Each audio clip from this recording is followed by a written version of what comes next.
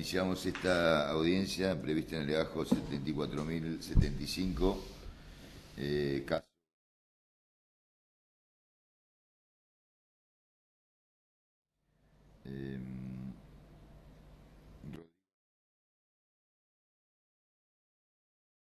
Mi nombre es Mario Rodríguez, junto con la doctora Diu, que está en la pantalla en la ciudad de Zapala por videoconferencia, y el doctor Héctor Rimaro. Integramos el tribunal que va a resolver una impugnación presentada por su abogada defensora, la doctora Mariana Díaz. Ya nos va a comentar de qué se trata. Está presente también en la sala de audiencias por la querella la doctora Fernández y por la fiscalía el doctor Mastracci. Doctora Díaz tiene la palabra. Sí, gracias, señor presidente. Venimos a formular impugnación ordinaria en este legajo en virtud de los artículos 227, 233, 239 y 242 del Código Procesal Penal, teniendo en cuenta que hubo una decisión jurisdiccional por el doctor Cristian Piana en fecha 3 de octubre del corriente año, y venimos justamente a cuestionar dicha decisión, donde se rechaza tanto el pedido de extinción de la acción penal por vencimiento de los plazos fatales de la investigación penal preparatoria, esto es artículos 158 y 79 del Código Procesal Penal, y en virtud, digamos, del 160 inciso 7, es decir, solicitamos el sobreseimiento de mi cliente, como así también se rechazó el planteo de abandono de la querella en virtud del artículo 68 del Código Procesal Penal. En cuanto a lo que es la admisibilidad formal en el presente recurso, lo presentamos en tiempo y forma, conforme al artículo 242 del Código Procesal Penal, toda vez que, al no ser una sentencia, lo presentamos en el plazo de 5 días. Y a criterio de esta parte contamos también con legitimación objetiva y subjetiva, en virtud de que quien presenta el recurso es parte legitimada para ello, la defensa técnica del imputado, y la decisión que se impugna es justamente a criterio de esta parte considerada un auto procesal importante en los términos del artículo 233 del Código Procesal Penal.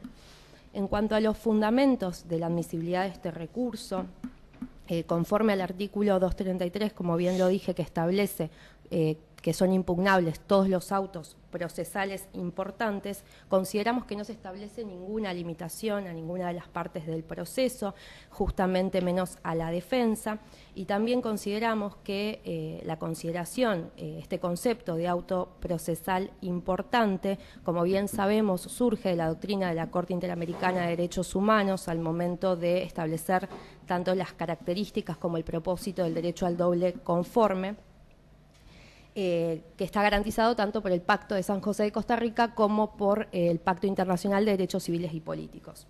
Teniendo en cuenta estas consideraciones y el dinamismo plasmado en nuestro Código Procesal Penal respecto al establecimiento de los plazos fatales en nuestro Código Procesal Penal, entendemos que este recurso debe ser considerado admisible. También esta creación doctrinaria y jurisprudencial de este concepto no es ni más ni menos que, digamos, que su inserción en el artículo 233, que seguir los lineamientos que estableció la Corte Suprema de Justicia de la Nación en el fallo Casal, como por la Corte Interamericana de Derechos Humanos en los casos Maqueda y Abella.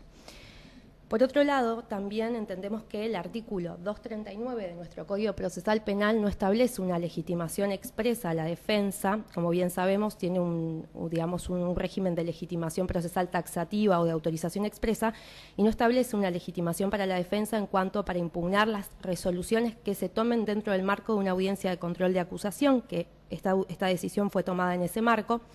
Pero entendemos que al tratarse, como bien dije, de la vigencia o no de la acción penal, entiendo que esta cuestión tan esencial debería ser tratado porque la misma no puede resolverse en una instancia ulterior, es decir, el gravamen o el perjuicio es irreparable en otra instancia del proceso, tanto con respecto al vencimiento de los plazos fatales como también con respecto al abandono de la querella planteado en esa audiencia, ambos planteos rechazados por el señor juez de garantías, el doctor Piana.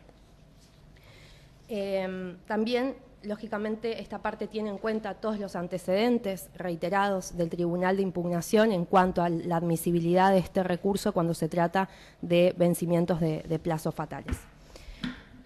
Yendo directamente ya a los antecedentes de este caso, para que los señores jueces tomen conocimiento, este legajo se inicia por una denuncia de la expareja de mi cliente por impedimento de contacto.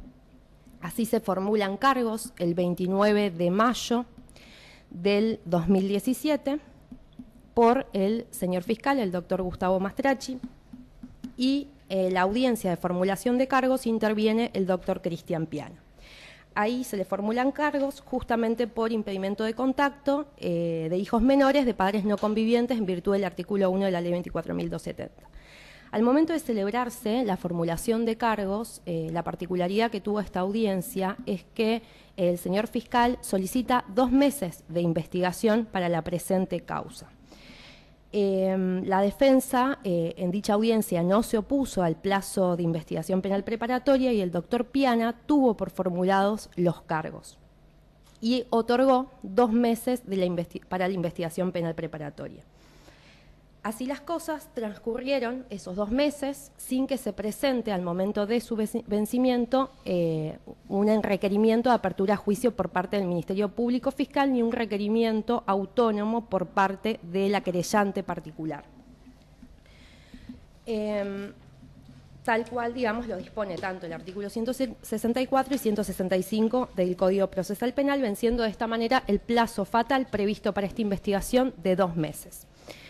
Cabe aclarar que previo al 29 de julio del año 2017, que es el momento en el cual vencía el plazo de la investigación penal preparatoria, el plazo de 2 meses, no se solicitó ni por la Fiscalía ni por la querella ningún tipo de prórroga, tal cual lo prevé el artículo 158 de nuestro Código Procesal Penal al establecer que se podrán solicitar a un juez de garantías 2 prórrogas, ambas de 4 meses cada una. Así las cosas, presentado el requerimiento de apertura a juicio, el fiscal lo presenta el 11 de septiembre del corriente año y a esta defensa se le notifica el 13 de septiembre por la oficina judicial dicho requerimiento, es decir, casi 2 meses después del vencimiento del plazo fatal de 2 meses.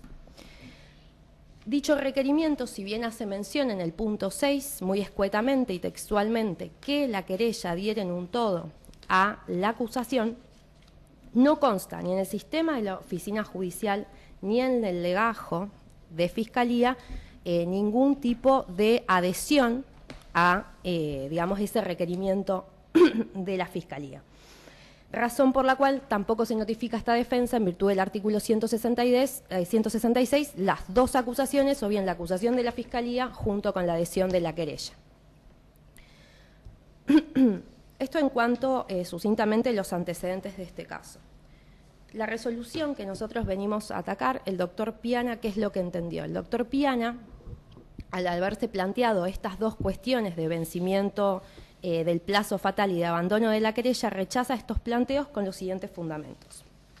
Por un lado, en cuanto a el abandono de la querella, lo que el doctor Piana establece es que no se advierte motivación alguna para una sanción tan grave como es el abandono de la querella planteado por la defensa. También expresa que el planteo de la defensa respecto a la presentación formal de un escrito, en los términos en que lo señalamos, está absolutamente suplido por el requerimiento de apertura a juicio presentado por el fiscal, que en el punto 6 establece, sin mención alguna de la parte querellante, que la querella diera en un todo a la acusación. Dice que esto no genera ninguna situación de incertidumbre para la defensa y ningún menoscabo, ya que la defensa está constituida, esta información lo aportó la defensa en la propia audiencia de control de acusación, que la querella está constituida desde el año 2016. También establece que aún quedan pendientes diligencias de otro caso que estaría conexo con este. Esto en cuanto al abandono de la querella, sucintamente explico los fundamentos para después ya adentrarme a la cuestión de fondo y ahí los voy a explicar mejor. Respecto al sobreseimiento, ¿qué es lo que dice el juez? Vuelve a manifestar que la propuesta de la defensa es de máxima y que no amerita una sanción tan grave, y dice que, tomando las propias palabras de la defensa respecto a la violación de ser juzgado en un plazo razonable del imputado, Dice el juez que tiene una particularidad este plazo en virtud de que hay una causa conexa a este legajo que quizás, lo dice de esta manera textual, quizás podría haber hecho que la Fiscalía se demore para presentar la acusación. Expresa además que en las audiencias que él mismo interviene formulando cargos, él cuando le consulta al fiscal qué plazo considera prudente para, digamos, concluir la etapa preparatoria, lo hace de un modo referencial. Es decir, que para él el plazo de 2 meses no es un plazo fatal, sino un plazo referencial. A su vez, dice que no se va a expresar sobre plazos perentorios u ordenatorios, que no va a entrar en esa cuestión. Se limita a decir que el plazo que él estableció en su propia resolución es un plazo referencial. Y luego conjuga, digamos, el derecho a la tutela judicial efectiva y el derecho a ser juzgado en un plazo razonable, diciendo que esta resolución que él mismo adopta no afecta y no menoscaba el derecho de defensa. Básicamente estos son los puntos centrales de la resolución del doctor Piana. Nosotros, tal cual lo establecimos en el escrito de impugnación, establecimos los agravios respecto a esta decisión que cuestionamos, y en primer lugar lo que tenemos para decir es que con esta resolución del doctor Piana no solo viola, digamos, el derecho a ser juzgado en un plazo razonable establecido por los pactos internacionales de derechos humanos, por nuestro Código Procesal Penal y por nuestra Constitución Nacional, sino que viola principios básicos de nuestro sistema procesal penal, de nuestro código, como el principio de contradicción, como también el principio de imparcialidad, y tiene varios supuestos en los que incursiona en su resolución de arbitrariedad, siguiendo la doctrina de arbitrariedad sostenida por la Corte Suprema de Justicia de la Nación. En primer lugar, lo que tenemos que decir es que el señor juez interpretó de una manera, a nuestro criterio, incorrecta el artículo 158 del Código Procesal Penal. El señor juez considera que el plazo máximo que establece el artículo 158, que es el plazo de 4 meses que es el plazo razonable que estableció nuestro legislador para una investigación penal preparatoria, es el plazo legal que se debe aplicar en todos los casos, por más que el fiscal, por un acto propio, ¿sí? El señor juez en su resolución viola la doctrina de los actos propios, que es un principio general del derecho establecido en el artículo 16 del Código Civil, ya que él mismo adopta en su resolución y resuelve establecer un plazo de 2 meses. Y al tener disponibles, obviamente, los videos de audiencias, ustedes pueden recurrir a ese video y se pueden dar cuenta que no solo esto lo pide el fiscal por un acto propio, es decir, decide renunciar o abreviar el plazo a 2 meses, sino que el propio juez toma las palabras del fiscal, establece que en 2 meses se debe concluir la etapa preparatoria y además de eso, se toma el trabajo de explicarle al imputado qué implican esos 2 meses de investigación, qué es lo que puede o no hacer el fiscal en esos 2 meses y qué derechos tiene la defensa durante esos 2 meses de investigación penal preparatoria. Con lo cual entendemos que la interpretación del señor juez del artículo 158 es incorrecta. Esto lo planteamos en la audiencia del planteo del sobreseimiento y lo que nosotros sostuvimos fue que el artículo 158 establece un plazo máximo, pero las partes tienen la posibilidad de abreviar o renunciar a esos plazos. ¿Y qué le planteamos al señor juez y omitió en su fundamentación? Le planteamos lo establecido en los varios incisos del artículo 79 de nuestro Código Procesal Penal.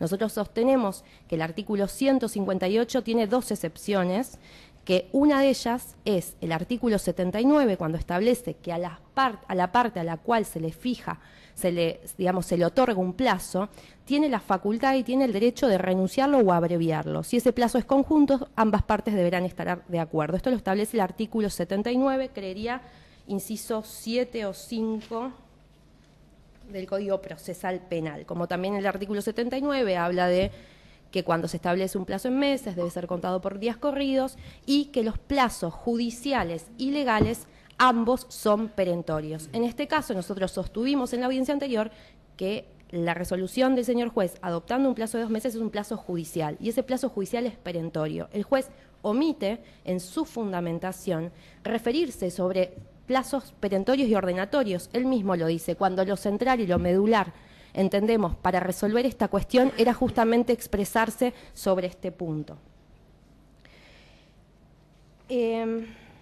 Respecto, como bien lo dije, otra de las excepciones que tiene el artículo 158 es el artículo 116, cuando se establece que el juez deberá fijar un plazo de investigación cuando se imponga la prisión preventiva.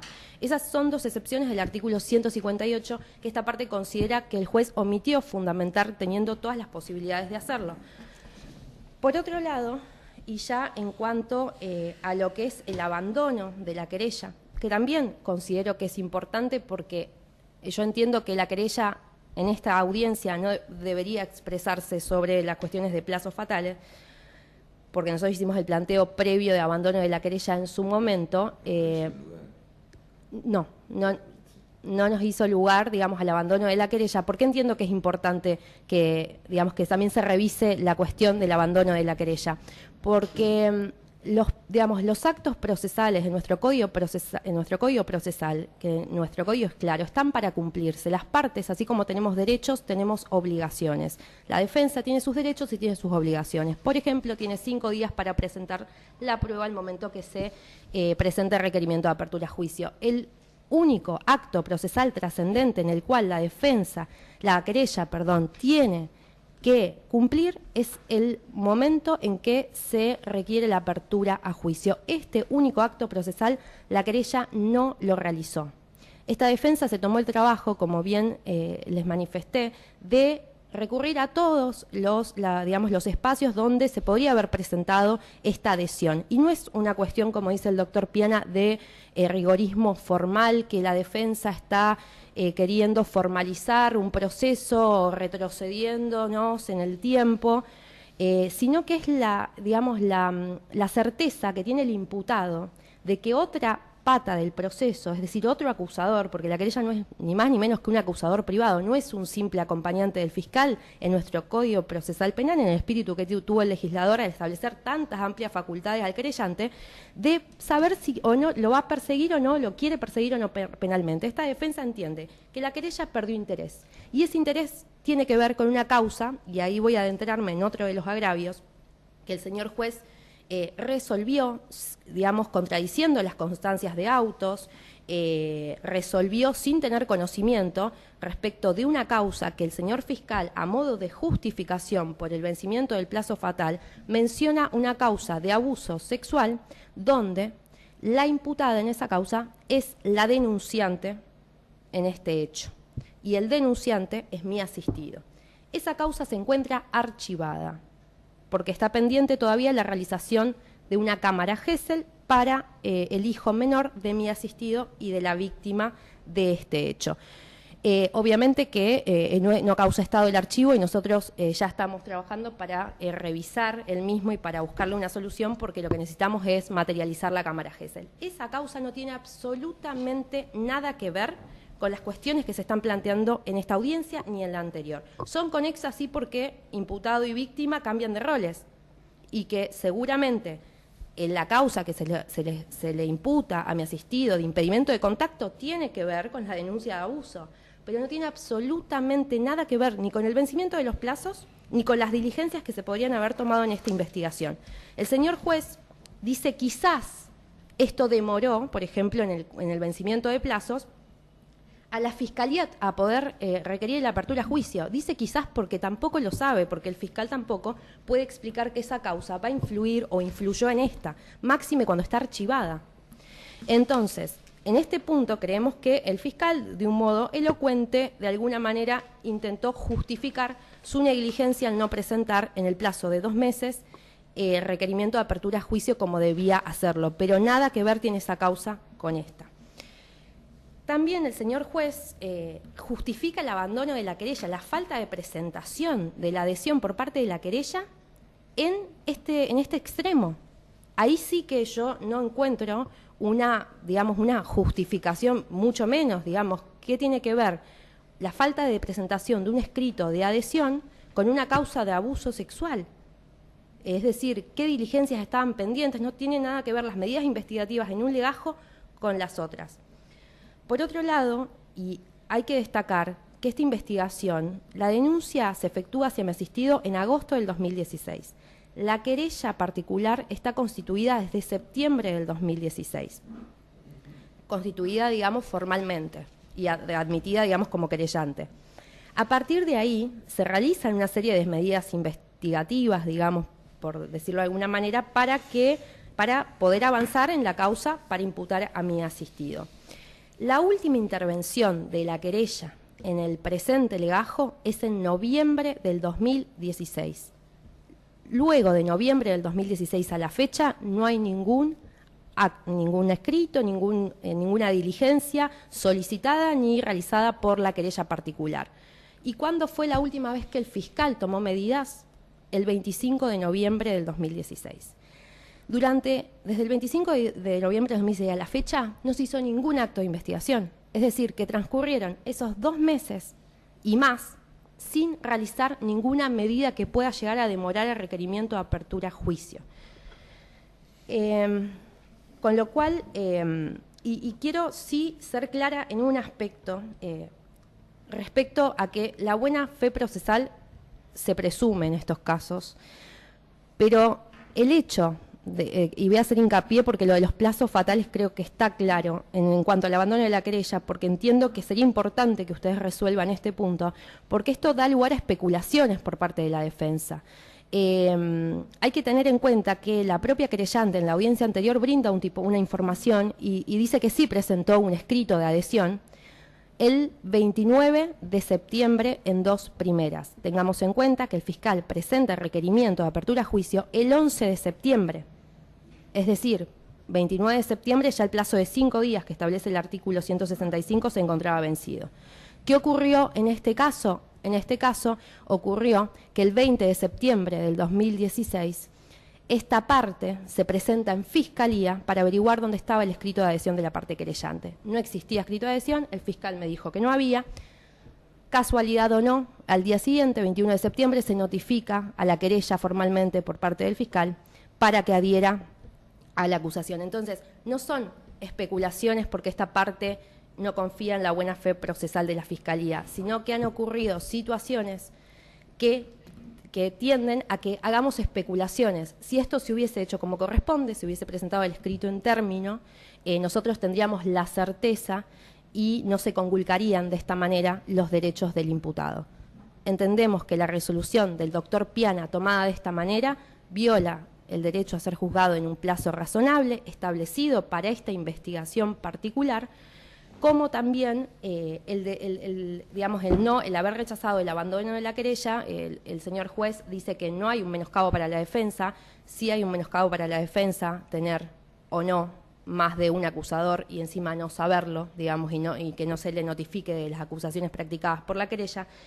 Y por otro lado, sí quiero mencionar antecedentes de este tribunal de impugnación respecto de casos similares a este. Recientemente tenemos una causa que es Díaz Pérez, que fue resuelto, creería, si no me equivoco, en el mes de octubre, donde intervino la doctora de IUP, si no me equivoco, donde se planteó una cuestión similar a esta, es decir, vencimiento de plazo fatal, un plazo también de 2 meses, donde en ese caso el doctor Piedrabuena había hecho lugar a esa resolución, a ese planteo por parte de la defensa del sobreseimiento, y la Fiscalía impugnó y el Tribunal de Impugnación resolvió por unanimidad que el plazo se encontraba extinto.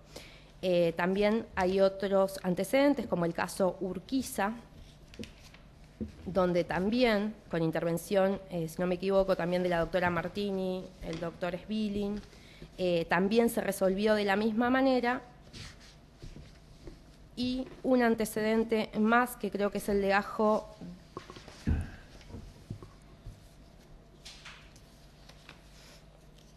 (10.316), donde el Tribunal de Impugnación también, al tratar los plazos fatales, estableció que tanto los plazos judiciales como los legales son fatales, tienen una sanción y son perentorios. Y también se estableció algo importante, que en el sistema penal es inadmisible las resoluciones fictas, que entendemos que la resolución del doctor Piana pretende hacer valer una resolución ficta en el sistema penal al establecer un plazo de 2 meses sin ningún tipo de sanción, sin ningún tipo de efecto. Entendemos que esto no es lógico, no es razonable establecer un plazo para no ser cumplido.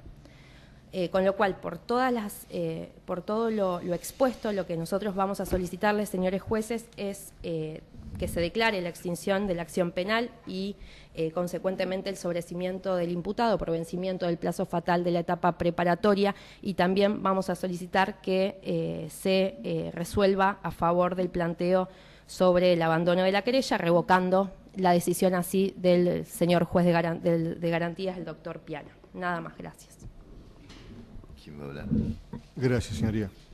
Bien, antes que nada, obviamente que adelanto que no comparto absolutamente ninguna de las, en todo caso, la solución que se presenta del caso, ni la fundamentación, porque fue básicamente lo que se le dijo, se le explicó ese día, y así lo entendió convenientemente el doctor Piana acerca de por qué había pasado lo que pasó respecto de esto, de haber presentado la acusación concretamente fuera del plazo de los 2 meses, que efectivamente, confirmo, así fue, luego de que se celebrara la audiencia del 29 de mayo del año 2017, una audiencia de formulación de cargos, a la que no asistió de todas maneras la parte querellante. ¿Y por qué tuvo en cuenta el doctor Piana lo que se le explicó? Porque efectivamente este legajo está íntimamente relacionado y ligado al otro que ya se dijo, en el que se investiga el delito de abuso sexual, y es las partes, los protagonistas, aunque cambiando de roles, son los mismos, hasta las profesionales son las mismas. Y es que se intentó desde el año pasado a hoy, inclusive, zanjar tanto la viabilidad de ese expediente que se investiga el abuso sexual, como este que es el impedimento de contacto de los hijos menores. Ahora bien, ¿por qué fueron los 2 meses que se tuvieron en cuenta? Y esto habrá que decirlo, que si bien no forma parte de lo que consta en el legajo, sí fue conversado, concretamente con las querellantes y con la doctora Díaz, porque existía la posibilidad cierta, concreta, de culminar o por lo menos paralizar ese proceso de impedimento de contacto por vía de una probation. Y para eso no hacían falta los 4 meses. Pero tal es así lo que digo, que al momento de la audiencia que se llevó a cabo para el control de la acusación, esta es la del día 3 de octubre pasado, vuelve a aparecer, luego de los planteos que efectivamente hizo la doctora Díaz, vuelve a aparecer este fenómeno de solicitar el beneficio para su pupilo de probation. Y vuelve a aparecer de parte, y solicitado por quién, por ella misma. Basta ver el acta nada más, ese día con el doctor Piana, para que ustedes puedan caer en la cuenta que es la propia defensora la que pide que se le otorgase el beneficio de probation a su pupilo.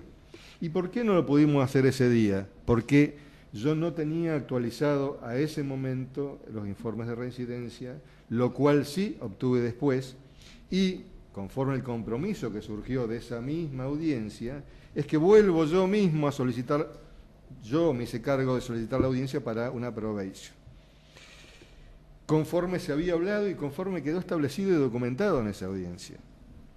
¿Qué pasa cuando vamos a la nueva audiencia, la del día 30 de octubre? No se puede celebrar porque ahí nos enteramos y caemos en la cuenta que pese al compromiso y a lo que habíamos conversado en esa audiencia con el doctor Piana, la doctora Díaz había impugnado la decisión del doctor Piana que derivó en esta audiencia que estamos teniendo en este momento. Por lo cual, hablando casualmente de la buena fe procesal, habrá que sí tener en cuenta de que el plazo de los 2 meses que tuvo en cuenta el doctor Piana, que fue el mismo juez que intervino desde el comienzo de este legajo, fue teniendo en cuenta estos parámetros y estas conversaciones que deben respetarse, la palabra debe tener un peso, pero que también en esa sintonía la doctora Díaz debe asumir de que cuando ella me pregunta acerca de la adhesión de la querellante a la acusación que yo estaba presentando, debe asumir de que yo efectivamente le dije que sí se había comunicado conmigo telefónicamente, diciéndome de que adhería en un todo al borrador que yo le había anticipadamente enviado y que en el punto 6, como se dice, adhiere en un todo a lo que se manifiesta y a lo que se pide en la acusación. Con lo cual, mal puede ahora venir a pedirse que se le deje a la parte querellante como que ha desistido, que le ha decaído el derecho, nada más lejos de la realidad. Es más, con posterioridad presenta un escrito que es idéntico, que no tenía sentido presentarlo con anterioridad porque es idéntico al que yo presenté. La señora querellante presenta su propio escrito, no difiere del mío, pero ya en el mío se dice que ella adhiere en un todo. Estamos en un proceso completamente informal, no se requiere de ninguna manera de que haya una presentación como se lo está exigiendo ahora, ni escrita, basta con la información que yo le proporcioné y que efectivamente fue así.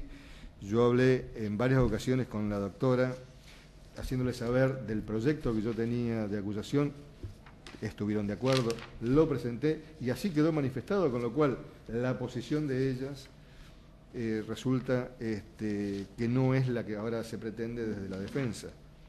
Por lo demás, acerca del plazo del artículo 158, si bien es cierto que los plazos son perentorios, de ninguna manera puede acarrear la extinción de la acción penal, porque como plazo fatal, cuando el legislador así lo quiso, lo ha manifestado. Pero de todas maneras, insisto con esto, a la audiencia de formulación de cargos solamente asistí yo, que es quien manifesté acerca del plazo de los 2 meses. No así la señora querellante, pues bien, mal sería entonces hacer pesar sobre la propia querellante el plazo acotado de 2 meses y si se entiende que de todas maneras la Fiscalía sí ha quedado fuera de la oportunidad de presentar acusación, no debiera hacerlo la señora querellante. Desde ese punto de vista entiendo que de ninguna manera puede prosperar la pretensión de la señora defensora, fundamentalmente porque de lo que estamos hablando es de que se deben respetar todas y cada uno de los compromisos que uno asume, más allá de lo que quede fundamentado o acreditado en el legajo, y que, como digo, en esta audiencia que ahora se viene a impugnar la decisión del doctor Piana, la propia defensa es la que solicita que se le otorgue el beneficio de probation al imputado. Pues me llama mucho la atención que con posterioridad, sin que nada se nos avise, se impugnara esa decisión y que, de haber contado ese día con los informes de reincidencia, se hubiera celebrado en ese momento la misma audiencia de probation. Con lo cual me parece totalmente, cuanto menos serio, que se desconozca, que se desatienda lo que habíamos conversado y a lo que nos habíamos comprometido. Y desde ese punto de vista, además, entiendo, el doctor Piana hace una cabal análisis de la situación en su contexto y de cómo se dieron toda la dinámica de la presentación de la acusación y de la participación de cada una de las partes. Entonces, insisto, desde ese punto de vista, entiendo, debe rechazarse el planteo. Muy bien. ¿La querella?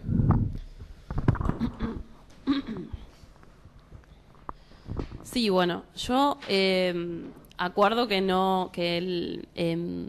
la fundamentación de la defensa no tiene que ver con el rigorismo formal, sino claramente con una cuestión de mala fe procesal.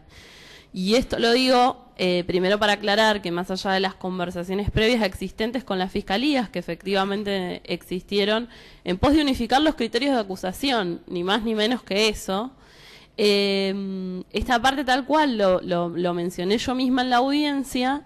Primero, que no fui notificada de la audiencia de formulación de cargos, entiendo que no tiene nada que ver, digamos, el imputado en esto, pero esta parte tampoco.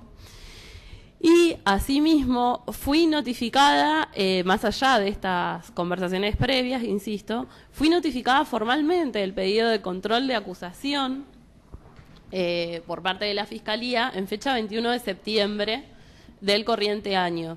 Y esta situación ya lo hice saber en la audiencia en cuestión. Y la fecha del cargo del escrito presentado es de fecha 28 de septiembre, digamos. Si contamos que hubieron 2 días inhábiles en el medio, claramente la única carga procesal que esta parte tiene, independientemente de desconocer los motivos por los cuales fui notificada en fecha 21 de septiembre y no 11 de septiembre, como mencionó la defensa, claramente la cumplí, punto. Eso, digamos, seguir insistiendo en que yo debería de haber sabido que ella fue notificada el 11 de septiembre y yo fui notificada 10 días después y ella fue al legajo, sinceramente me parece absolutamente abusivo y de mucha mala fe procesal.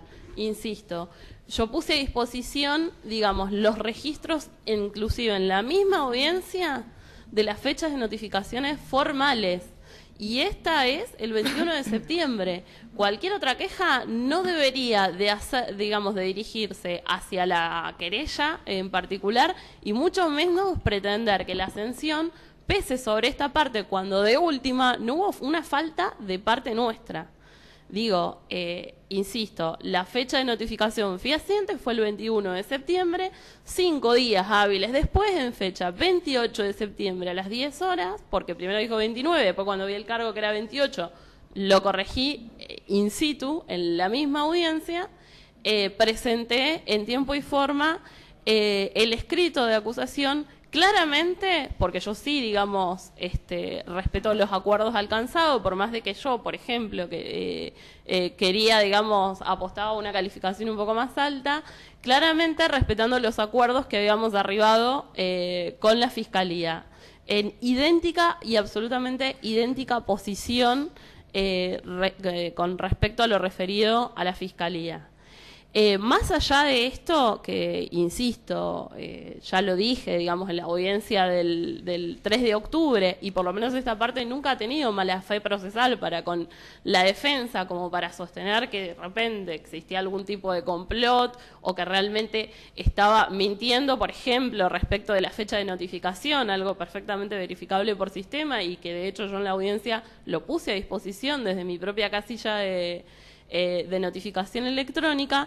Yo entiendo que tampoco causa gravamen irreparable la resolución que ataca a la doctora Díaz, por cuanto existen, tanto en los hechos, en la calificación legal y en las pruebas que sostienen la acusación, identidad absoluta, o sea, es la misma acusación. Es el mismo control de acusación, básicamente porque claramente nos pusimos de acuerdo de manera previa.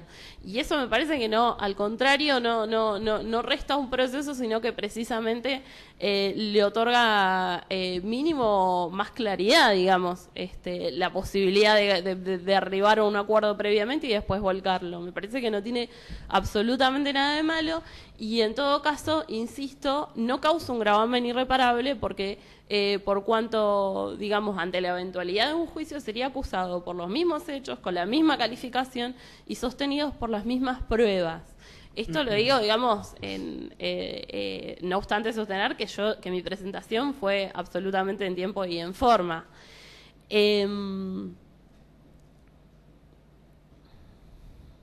Bien. Para nosotros pretender, digamos, que se aparte, que se tenga por abandonada la querella, no tiene que ver con un acto de respetar los derechos del imputado, sino tiene que ver con un avance sobre los derechos de la víctima. Ignoran que esos mismos derechos tienen el mismo origen, digamos, legal, que tiene que ver con los tratados internacionales de derechos humanos, que fue recogido por nuestro propio ordenamiento legal y que en realidad, digamos, además cuestiona el accionar, digamos, de la querella en función de cuánta más o cuánto menos prueba habrá presentado en el marco de una investigación preparatoria, como si esta parte no tuviera la facultad per se, por ejemplo, de tener, digamos, su propia investigación y sí o sí debiera de verse reflejado en un legajo, en el legajo fiscal. Ignora absolutamente por cuanto tampoco me lo ha preguntado, sino yo jamás le hubiese negado tampoco la información que yo tenía al respecto, ni las expectativas que tenía respecto al caso. Y insisto lo mismo, ignora inclusive aún a instancias de haberlo expresado claramente. Yo no entiendo, no sé cuál es la fundamentación para seguir insistiendo sobre lo mismo, más que la mala fe, básicamente.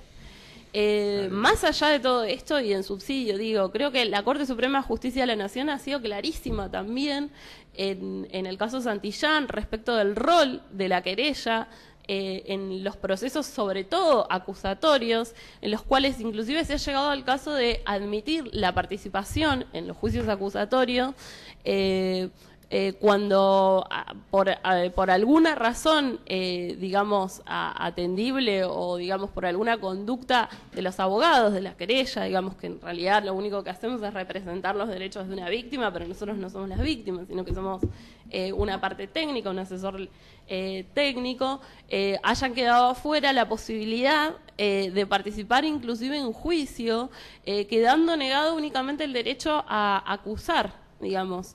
Y eso ha sido, esa jurisprudencia se ha mantenido y no se ha cambiado desde ese plenario, desde el link case a esta parte. Para nosotros no deja de ser una maniobra de la defensa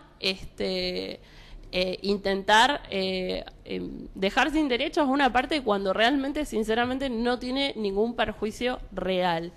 Respecto de, y también siguiendo en línea con hablando de la buena fe procesal, cabe destacar que más allá de que la doctora Díaz supiera de la existencia de la querella, a esta parte nunca se le informó, por ejemplo, ni se la llamó, por ejemplo, para hacer el ofrecimiento de la suspensión del juicio de prueba, que sí hizo ante la Fiscalía. Y sí lo hizo con anterioridad inclusiva a estar discutiendo toda esta cuestión relativa al control de acusación propiamente dicho. A esta parte nunca se nos informó, digamos, en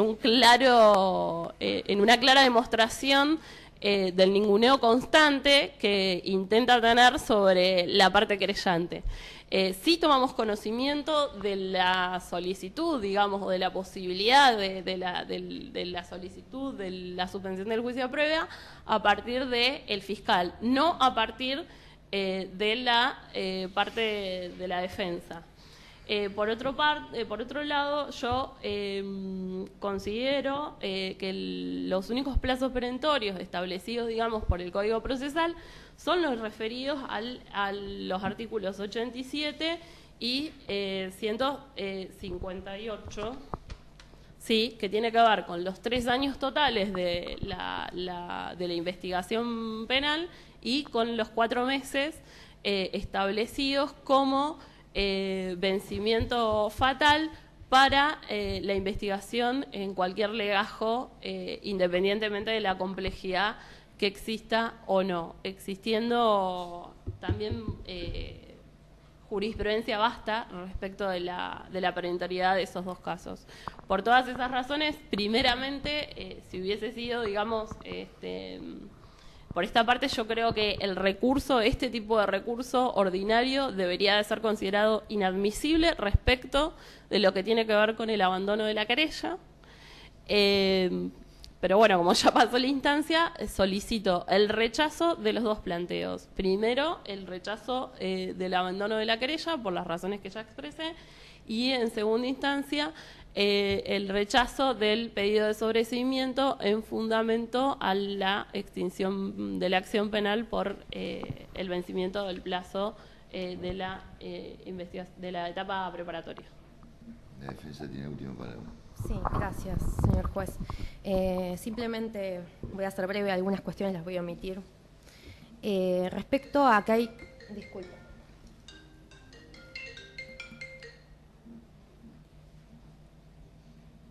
Respecto de que hay un legajo íntimamente relacionado con el presente, que esto hizo demorar los 2 meses de investigación penal preparatoria, como ustedes mismos pudieron escuchar, el fiscal no pudo explicarlo, porque no hay razón, no hay ninguna conexión con esos 2 meses de investigación con la causa de abuso sexual que, como les digo, se encuentra archivada. Eso por un lado. Por el otro lado, el tema de la suspensión del juicio a prueba, y eso también lo quiero aclarar, el fiscal también ahora, como modo de justificar, y lo vuelvo a decir, su negligencia de no haber presentado en término la acusación, dice que hubieron acuerdos entre las partes, que esto podría haber demorado el plazo de investigación. No tiene absolutamente nada que ver.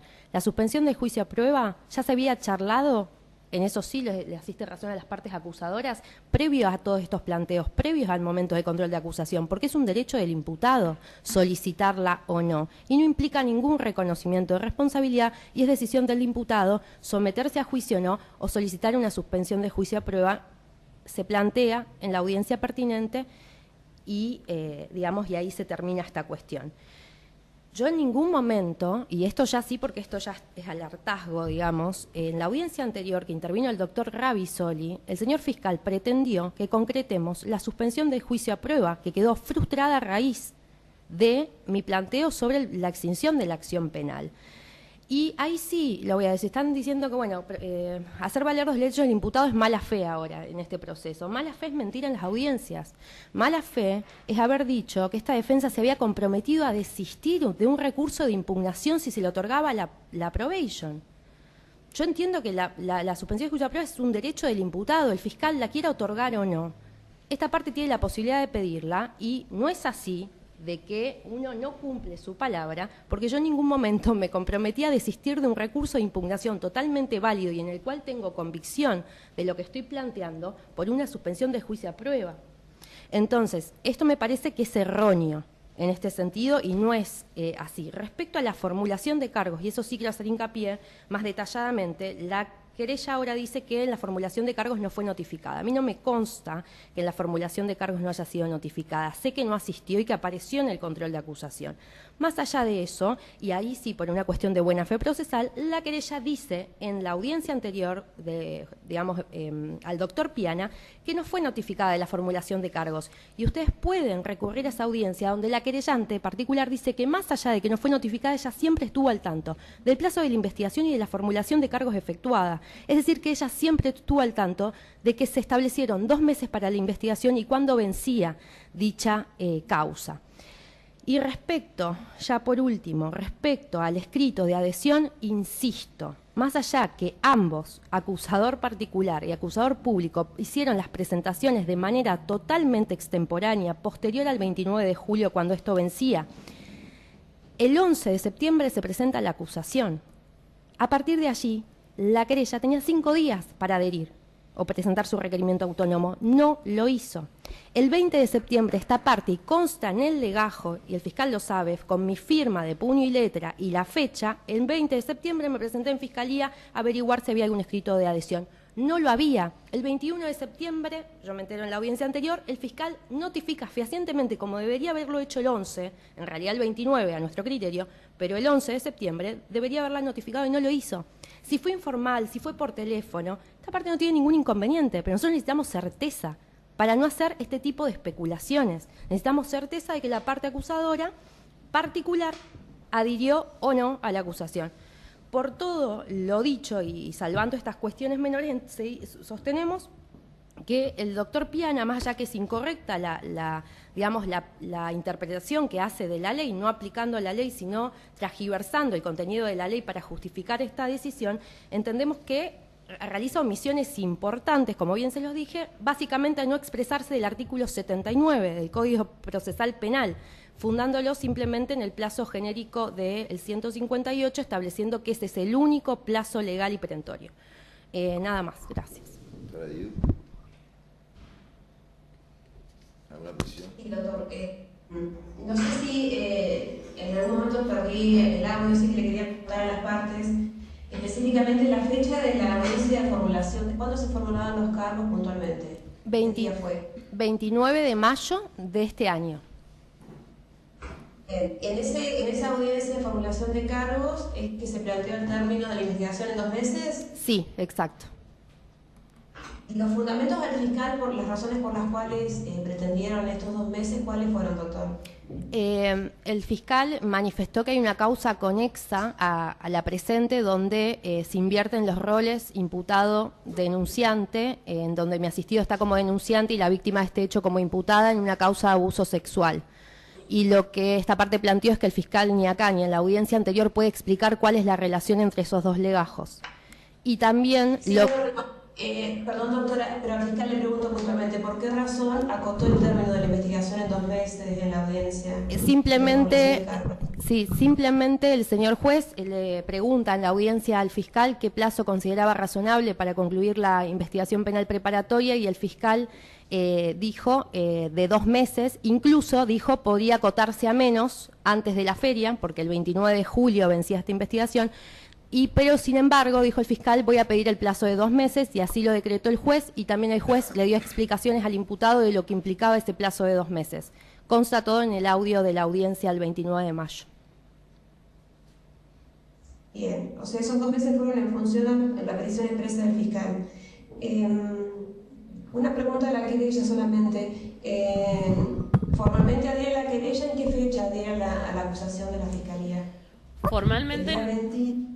Formalmente nosotros fuimos notificados del pedido de control de acusación el 21 de septiembre y nosotros el 28 de septiembre a las 10 de la mañana presentamos el escrito para el control. Perfecto, gracias doctor, no tengo más preguntas.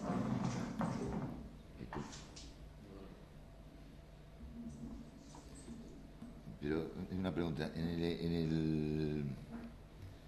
¿a usted se le da traslado, doctora, del control de la acusación? De la Fiscalía, solamente el 13 de septiembre. ¿Y en el escrito ese no decía nada en relación a alguna adhesión? El punto 6 del escrito de la Fiscalía establece que la querella adhiere en un todo, pero nada más. Es decir, no hay escrito de la querella presentado que adhería a la acusación. ¿Escrito dónde? Ni en Fiscalía ni en la oficina judicial como se hace en todos los casos. Es decir, cuando el querellante particular adhiere o presenta su requerimiento autónomo, tiene que hacerlo conocer al fiscal, el fiscal envía... Sí, esa parte la conozco, pero sí. ¿Usted considera que el código exige que la presentación sea por escrito, formal, así como...? El artículo 165 establece que recibida la presentación de la parte querellante, se debe notificar a la defensa. Claro. A lo que yo voy en este caso es que tanto la Fiscalía como la querella dicen que en el momento en que el 11 de septiembre se presenta la acusación, hubo una llamada telefónica, algo informal, el 11 de septiembre. Sin embargo, la querella luego dice que fue notificada fehacientemente el 21 de septiembre. Y ella presenta la acusación, la adhesión, el 28 en 2 primeras. Si lo sabía desde el 11 de septiembre, ¿por qué no presentó la adhesión por escrito como correspondía en ese momento? ¿Usted considera que la Fiscalía mintió cuando en el punto 6 le dice que la Fiscalía no lo había sé, adherido? Son meras especulaciones porque no tenemos la certeza de qué es lo que ocurrió. Tenemos la certeza de que el plazo se venció. Y tenemos la certeza de que al momento que el plazo se venció, se presentó la acusación extemporáneamente. Y que la querella, en su caso, también presentó extemporáneamente la adhesión. Pero también consideramos que esa adhesión no es válida. Si es extemporáneo o no, es sí, otra cuestión. Para nosotros la adhesión de la querella en esos términos no es válida porque nosotros no podemos tener certeza, sino cuando consideramos abandonada una querella. La certeza, por lo menos en lo formal, es que en el punto 6 del requerimiento de acusación o de control de acusación, en el punto 6 la Fiscalía escribe y firma que la querella adhirió. ¿Usted desconfía de esta...? No es que desconfío, la querella no se hace presente en la formulación de cargos. Luego se hace presente en el control de acusación simplemente adhiriendo. Yo lo que considero, su señoría, no es una cuestión de formal. Yo también soy querellante en nuestras causas.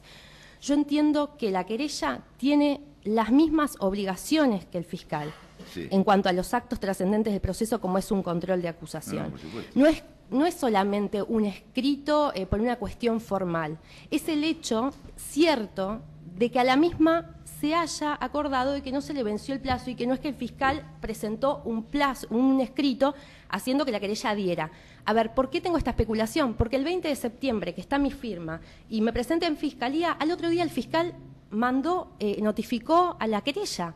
El día anterior a que yo concurrí a Fiscalía. El tema es que está mi firma y la fecha en el legajo, porque lo hago siempre en todos los legajos justamente por estas cosas. Entonces, las especulaciones están porque tengo razones para especular. Si se hubiesen hecho las cosas como corresponde, no estaría especulando de qué es lo que ocurrió o no ocurrió. Ese, digamos, es más o menos el razonamiento. Muy bien, muchas gracias. Tenemos que deliberar, así que le vamos a pedir que nos dejen la sala.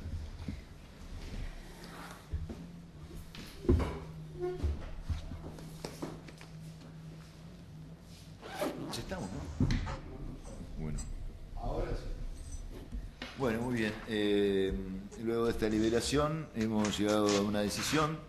Entendemos que son tres las cuestiones que... hemos tratado tres cuestiones. La primera, la admisibilidad. La segunda, y en este orden van a ser enunciadas, la segunda, la prescripción por haber operado un plazo fatal, en este caso un plazo legal, un plazo judicial, perdón, y la tercera, la referida a la querella.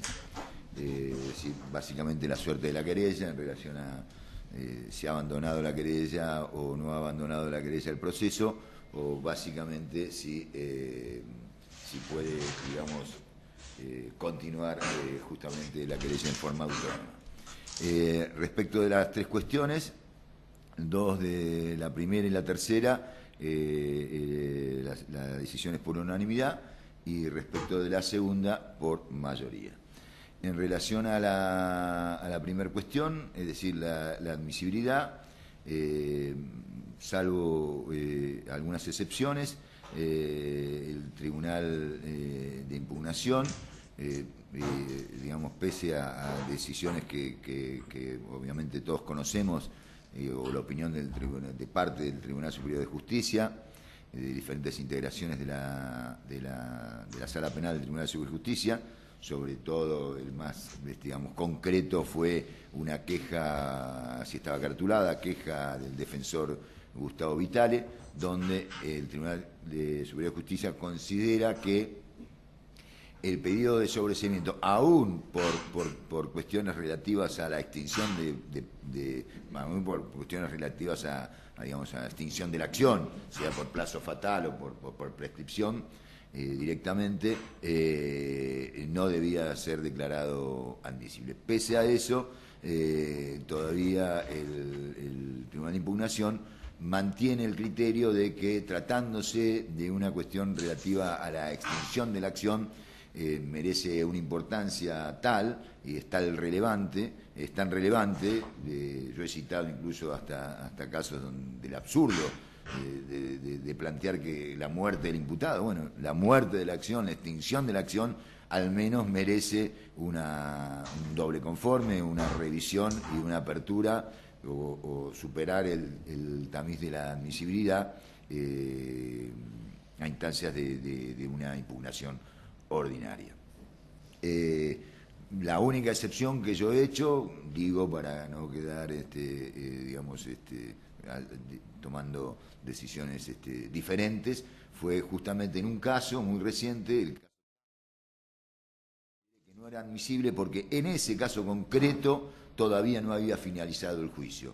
Es decir, desde que se declara la responsabilidad antes que se declare se haga la determinación judicial de la pena, es decir, que se haga la audiencia de cesura, la defensa planteó la extinción del plazo fatal. Yo consideré que en ese caso el Tribunal de Impugnación no debía intervenir, ni siquiera debía intervenir el juez de garantías, toda vez que seguía la competencia y no había terminado básicamente el juicio. Es decir, que ese planteo lo debía haber resuelto eventualmente el tribunal que juzgó a esta persona, Tapia, lo había declarado responsable y aún no había terminado la segunda fase del juicio. En ese supuesto, y exclusivamente en ese supuesto, yo consideré que no era admisible el recurso, digamos, por este planteo de extinción de la acción. En todos los demás, por las consideraciones que compartimos con el doctor Rimario y con la doctora IU, entendemos que debe ser declarado admisible. Respecto a la segunda cuestión, bueno, yo hago una disidencia, los doctores de IU y el doctor Rimaro hacen el voto,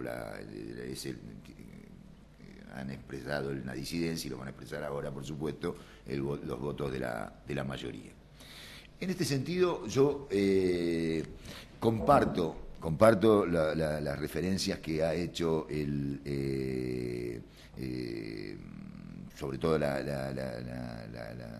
defensa en su impugnación, de que claramente cuando el Código habla de plazos, en el artículo 58, en el artículo 158 y demás, habla de dos tipos de plazos, los plazos legales y los plazos judiciales. En los dos supuestos refiere que son plazos perentorios. Quiere decir que si se ha fijado un plazo judicial, corre la misma suerte que un plazo legal. Es decir, que si se limita si eventualmente, si la Fiscalía ha limitado el tiempo de investigación, lo ha limitado al término legal, al plazo legal que establece el artículo 158 de 4 meses, esa limitación tiene el mismo efecto que los 4 meses que exige la ley, es decir, el Código, como un plazo legal, es decir, la extinción de la acción. Ahora bien, en este caso concreto, y esta es mi disidencia, se produjo un supuesto que, sinceramente, a mí, yo es la primera vez que me ocupa esta cuestión. Es decir, la ley, el Código, perdón, tiene diferentes requisitos para diferentes actos procesales. Cuando se formulan cargos sin pedir ninguna medida cautelar, el Código no exige que el fiscal establezca un plazo para la investigación. Y en este supuesto, en este caso concreto, el fiscal habló de 2 meses porque el juez de oficio, por lo menos así nos han informado las partes, el juez de oficio le pregunta o le requiere básicamente con esa pregunta que establezca un plazo judicial. Exigencia que no está en los requisitos de la formulación de cargos. Diferente es el supuesto donde la ley exige expresamente, cuando se pide una medida cautelar como la prisión preventiva, donde expresamente el Código, es decir, la ley, exige que el fiscal determine cuál va a ser el tiempo de investigación, así como exige cuál va a ser el tiempo de la prisión preventiva. El que se extinguen los dos, automáticamente, la prisión preventiva, ni hablar, por supuesto, si no pide prórroga, inmediatamente la persona tiene que ser, el detenido preventivamente debe ser dejado en libertad, y vencido el plazo que el propio fiscal, por exigencia legal, estableció, se extingue la acción penal. Ahora, este supuesto yo creo que ese plazo judicial establecido en la decisión del doctor Piana, tiene una raíz, de alguna manera, que no tiene la misma exigencia que cuando lo establece a instancias de la prisión preventiva que esté exigido legalmente. Porque además, yo entiendo incluso que en ese supuesto el juez no tiene facultades para en su resolución decidir de oficio cuándo tiene que ser el plazo legal de la investigación, pero tampoco tiene facultades para interrogar a las partes o exigirle que establezcan un plazo diferente al que la ley lo habilita para concluir la investigación preliminar. O sea que yo, en este supuesto concreto y tal cual se decidió ese plazo de 2 meses en esta audiencia de formulación de cargos, yo entiendo que este requisito o esta exigencia o este plazo judicial establecido por el doctor Piano no tiene la sanción ante su vencimiento de la extinción de la acción penal, es decir, no tiene el estatus de plazo fatal que prevé el Código de Procedimiento. Esta es mi disidencia respecto a la segunda cuestión. Sí.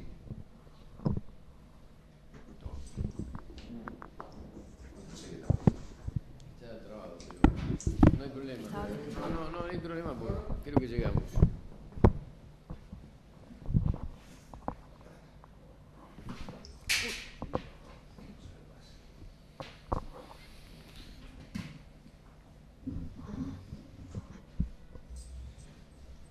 Bueno, como ya adelantara el doctor Rodríguez Gómez, tenemos una disidencia. Voy a tratar de ser breve y concreto sobre el particular. Concretamente, el artículo 158 establece un plazo legal de investigación penal preparatoria a contar desde justamente el tiempo de la formulación de cargos, de la apertura de esta investigación, de 4 meses, transcurridos los cuales, es muy clara la ley, trae una consecuencia que es la extinción de la acción penal. ¿Puede acotarse este plazo? Es la primera pregunta que hay que hacerse. La ley no lo prohíbe, quiere decir que está permitido. Y tan es así que el artículo 79, inciso quinto, lo está facultando al juez a adoptar un plazo judicial en atención a la naturaleza de la investigación, y sobre todo también menciona al final, teniendo en cuenta un poco la consideración de las partes. Vale decir que, y en esto disiento con el doctor Rodríguez Gómez, el doctor Piana no tenía un impedimento, no tenía la prohibición, no le estaba vedado consultar si las partes, y principalmente las acusadoras, iban a necesitar los 4 meses o podían acotarlo a ese plazo. Y no solamente lo acotó el juez, porque dijo, bueno, 2 meses va a tener la investigación penal preparatoria, sino que las partes prestaron anuencia. Es decir, ninguna, sobre todo la Fiscalía, hizo algún tipo de objeción al respecto. Entonces,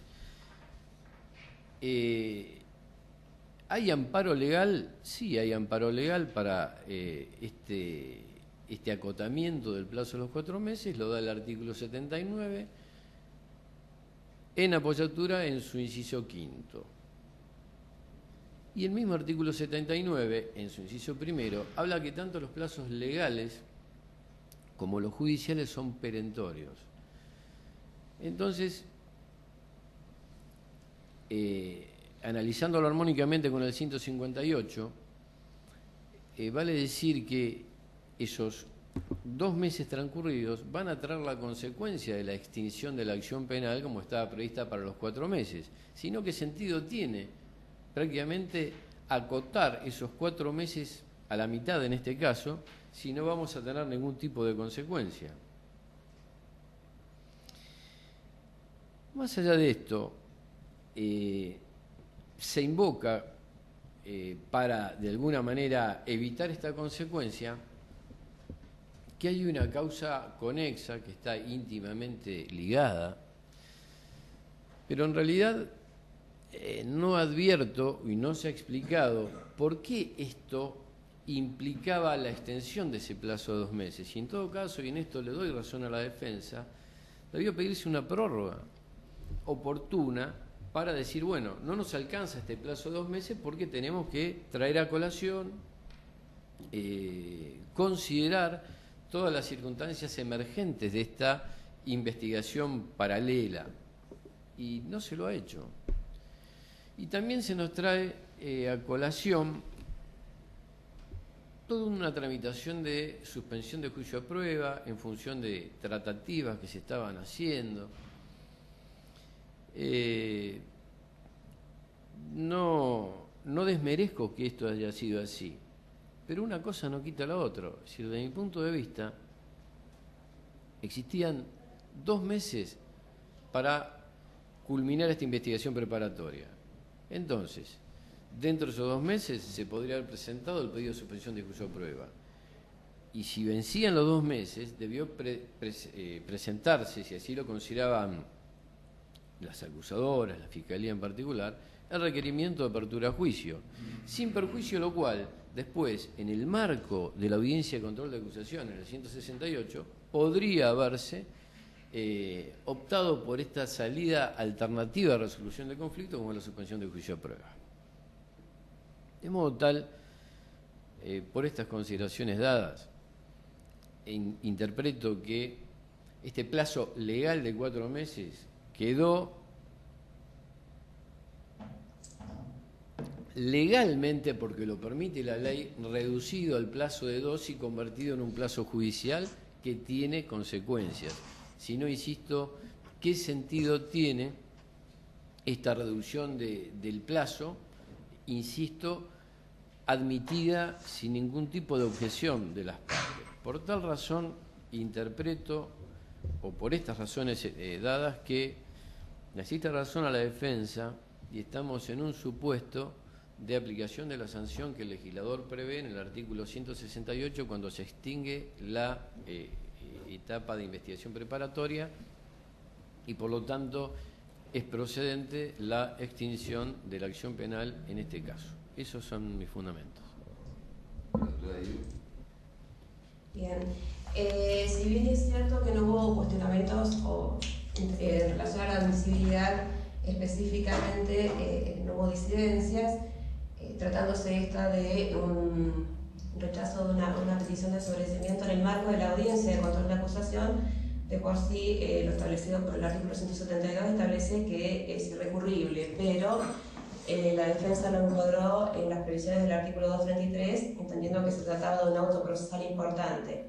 Y comparto la jurisprudencia mencionada por el doctor Rodríguez Gómez en el sentido de que el hecho de continuar sometido a proceso no implicaría encuadrar un auto procesal importante tal como lo ha dicho el tribunal. Pero se ha hecho también la excepción, y en esto se ha hecho eco el Tribunal de Impugnación, en el sentido de que cuando se trate de la extinción de los plazos procesales, y estos sean evidentes que se han extinguido, implica la admisibilidad de las impugnaciones formuladas en este aspecto. Aclarado eso, y entrando en la cuestión de fondo en la que específicamente hay disidencia, adelanto que voy a acompañar la postura del doctor Rimaro. No solo porque ya me pedí al respecto y tal como lo mencionó la defensa en el precedente que citó la defensa la semana pasada, específicamente el día 18 de octubre del año en curso, en un voto unánime con los doctores respecto a Yesvilin, específicamente el presidente Díaz Pérez, el número de legajos, el número 70.319 del año 2016.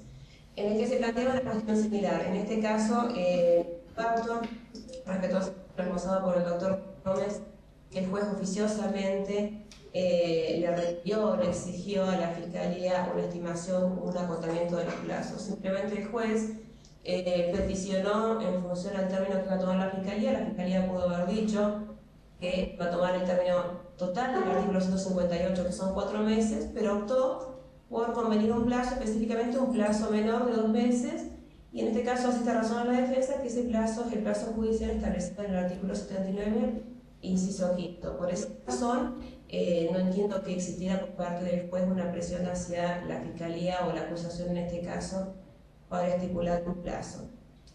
Paralelamente pudo la Fiscalía, y en función a la existencia de otras circunstancias que fueran posteriores a este acotamiento de un plazo, la causa paralela que hace referencia, que desconozco si existía en el momento inicial de la formulación de cargos porque no fue aclarado así por la Fiscalía, una prórroga en los plazos para lograr una investigación hasta los 4 meses y evitar el vencimiento de los plazos, circunstancia que no hizo y no fue alegada en esta audiencia. Por todas estas razones entiendo que si bien el artículo 133, tal como mencionó el doctor Rodríguez Gómez, no establece específicamente que se deba fijar un plazo en relación al proceso, el juez no se encuentra vedado para solicitarlo, y estamos en un código, en un proceso adversarial en el cual se le requiere a los jueces un rol proactivo previo a la audiencia de juicio, y en este caso entiendo que la petición por parte del juez de requerir una fijación de un plazo, en este caso un plazo judicial, no lo convierte en oficioso y no vulnera de ninguna manera garantías alguna de la acusación, para nada, y por otro lado fija un término que beneficia en su caso al imputado y no perjudica a ninguna de las partes, porque la Fiscalía, reitero, pudo haber establecido el plazo de 4 meses. Por todas estas circunstancias, adhiero al voto del doctor Rimaro y considero que, habiendo transcurrido más del plazo de 2 meses estipulado en la audiencia de formulación de cargos, debe sancionarse este tiempo transcurrido con lo establecido en el artículo 158 y por ende debe estar extinta la acción penal. Ese es mi voto en relación a esta postura en la que tenemos disidencia. Bueno, bien, muchas gracias, doctora. La tercera cuestión es la referida a la querella. En primer término, las partes han hablado de beneficios cuando hablaban de la suspensión del proceso de prueba, de la suspensión del proceso de prueba, y reiteradamente, sobre todo la querella, ha hecho hincapié en cuestiones de buena fe o buena fe procesal. Yo entiendo que el proceso penal no tiene nada que ver con la beneficencia y ni tampoco es una cuestión de fe. Es decir que todas esas acotaciones, sinceramente, no le voy a dar ninguna trascendencia. Es decir, obviamente, en la medida que se violen normas, hasta se puede cometer delitos a instancias de un proceso penal, pero hablar de fe y de beneficencia realmente no. Entonces, nos vamos a ceñir estrictamente a cuál fue la actuación de la querella y concretamente si hubo alguna lesión a la posibilidad de defensa o básicamente a la garantía de defensa en el proceso o garantía de defensa en juicio por parte del imputado o de su asistente técnico, de su letrado defensor. Y en este sentido, si bien consideramos que no es un supuesto de abandono de querella, toda vez que esta famosa, digamos, posibilidad que quede, o esta mentada posibilidad de que quede por fuera si no realiza el control de la acusación autónomamente o adhiere al control de acusación de la Fiscalía, ha quedado perfectamente plasmada a través del escrito de la Fiscalía, donde presenta la acusación ante la oficina judicial y se le da traslado a la defensa, y donde expresa, reconocido por la propia defensa, que en el artículo, en el punto 6 de su requerimiento, hace saber a la defensa que la querella adhiere absolutamente en todos, en las formas, en el derecho, en el requerimiento, en la teoría legal, en los hechos, hasta en la prueba que eventualmente iban a pedir para que se admita en el juicio, adhiere en un todo a la acusación de la Fiscalía. Es una garantía mucho más, le da mucho más precisión, y con esto garantiza más la defensa, que incluso que presente un escrito. Para presentar un escrito habrá que revisar eventualmente si menciona algo que en realidad adhiere, pero agrega algo que... No, directamente, sin decir nada, el fiscal le está haciendo saber a la defensa, a la contraparte, que la Fiscalía, la querella ha adherido en un todo, para cumplir con la exigencia legal, con la exigencia procesal del Código de Procedimientos, en relación a que la querella, en este caso, no va a presentar una acusación autónoma, sino que va a adherir en un todo, cumpliendo además con mucho más precisión la garantía de acusación única, a la defensa, para que, bueno, en esas condiciones vaya al control de acusación y eventualmente, si asistía a la querella, ante la asistencia a la querella y que ésta formula alguna cuestión que no se relacione a esta o que difiera con esta decisión absoluta que ha hecho la acusación de la Fiscalía, la defensa tenga todas las herramientas para defenderse de esta circunstancia. Ha querido la doctora, la señora defensora, encontrar alguna cuestión en relación a alguna formalidad que exista, si presentó el escrito o se lo presentó más tarde. En realidad, el legajo de la Fiscalía justamente es un legajo, no tiene ninguna formalidad y mucho menos una formalidad que puede exigirse ante un órgano jurisdiccional, ni de la prueba, ni de las entrevistas preliminares con los testigos y demás, ni la comunicación que ha habido con la querella o incluso con la propia defensa en entrevistas. Si se entrevista con la defensa no hay necesidad de plasmarlo en un acta, es decir, que el legajo de la Fiscalía no tiene ninguna formalidad. Lo que sí tiene formalidad, obviamente, es el escrito y la audiencia donde se hace el control de acusación. Y en el escrito que exige formalidades, se le hizo saber, insisto, a la defensa que la querella adhería en un todo, había una adhesión en un todo del escrito y de la acusación de la Fiscalía. Es decir, que no encuentro que haya ni abandono ni violación a ninguna posibilidad de defensa o la garantía de defensa durante todo el proceso. Máxima con las precisiones que tiene que tener justamente la acusación. Desde la garantía de acusación única hasta la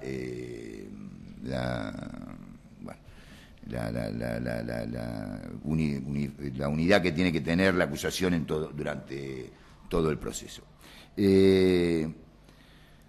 Sin embargo, también por unanimidad vamos a rechazar la solicitud de la querella de que continúe en forma autónoma, toda vez que ya por mayoría el tribunal ha decidido que se ha extinguido la acción penal. Ahora, la Fiscalía, la querella, como un argumento subsidiario, hace saber al tribunal o solicita al tribunal que en caso de considerar que para la Fiscalía se ha extinguido el plazo fatal, esta misma suerte no corra para la querella. Yo entiendo que dos cuestiones. Solicita esto y lo fundamenta en que no asistió a la audiencia de formulación de cargos.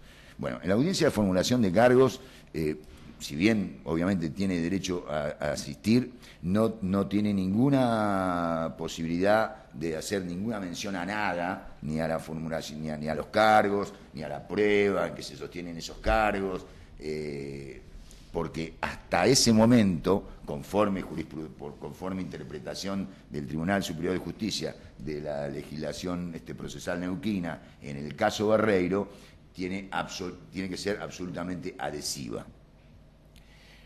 Y por otra parte, corre con la misma suerte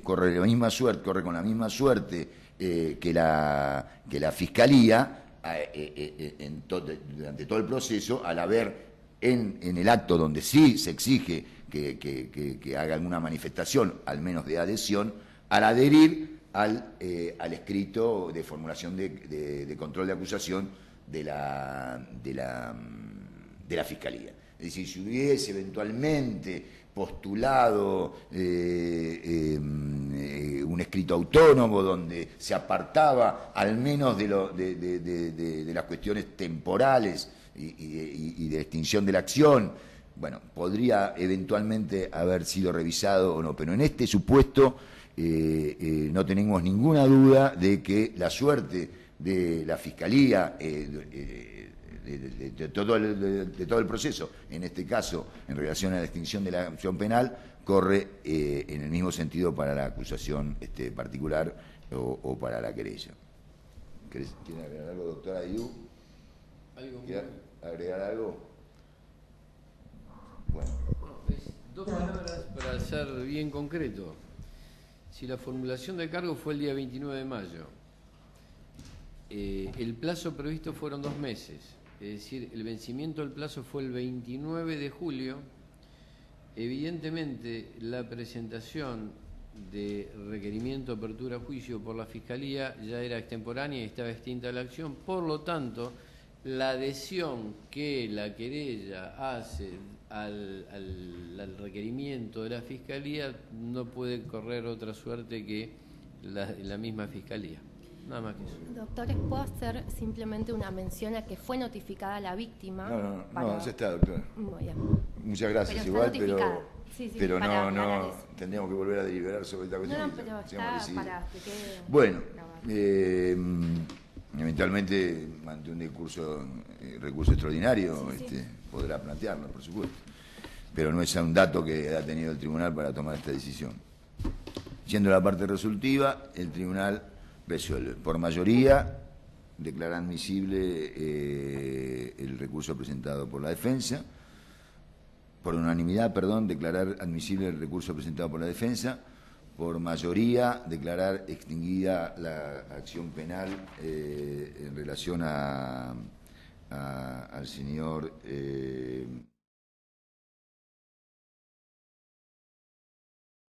consecuencia de esto, ejerciendo competencia positiva, declarar el sobreseimiento justamente por extinción de la acción fatal, por extinción de la acción por haber operado un plazo fatal. Y la tercera cuestión, rechazar la solicitud de la querella de continuar en forma autónoma con la acción penal y con la acusación.